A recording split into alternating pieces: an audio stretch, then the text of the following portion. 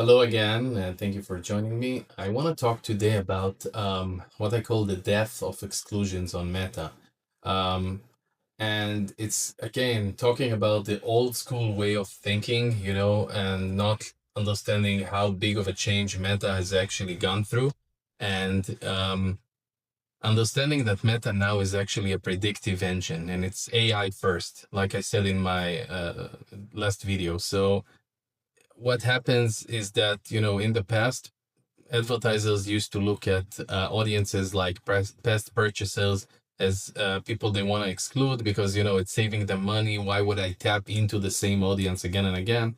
But the truth is that what happens is that once you hide that audience from the account or that specific campaign, you're kind of like shifting or poisoning even that campaign because you're hiding certain signals because AI is has taken over Meta and the way that it does.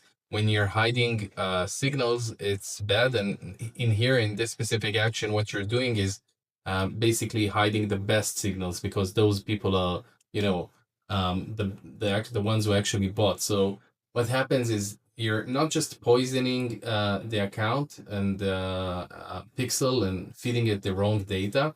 You're actually also paying something like a purity tax. Basically, you're telling them, I want only new people, and that's not just manipulating the way that AI works and not trusting the flow where it actually understands who to bring.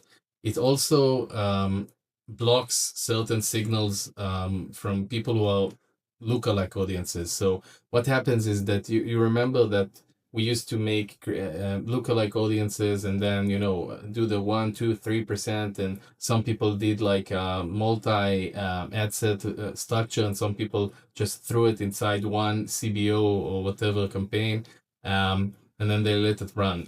What happens is that nowadays Meta is actually taking those purchases and understanding who the audience is. So it's kind of like a real time lookalike audience that keeps on running. So every time you create an exclusion, you basically restrict the auction, and then every time you restrict the auction, you're gonna get higher CPMs. So that's the truth.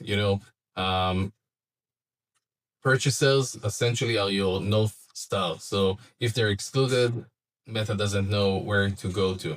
The other thing is that some people would exclude those audiences, and I'm talking about 99% of the accounts I audit. They exclude those audiences on Meta, but they don't exclude them on the other platforms like Google, TikTok, or Uplovin, wherever they run. Uplovin, you can't even do it. And that what happens is that they're breaking the halo effect. Basically, um, a person that actually purchased from you or is likely to purchase from you doesn't see you in certain platforms, and that doesn't help, and it really hurts brands. But the brands that it hurts the most are the brands that are doing fulfilled by TikTok or fulfilled by Amazon now, and they're losing a lot of the branded searches on Google and stuff like that. So um, the other thing is that if you do that, they exclude, for example, the last 180 days or something like that. But sometimes the products themselves have much lower, like 14 to 30 day consumption cycles.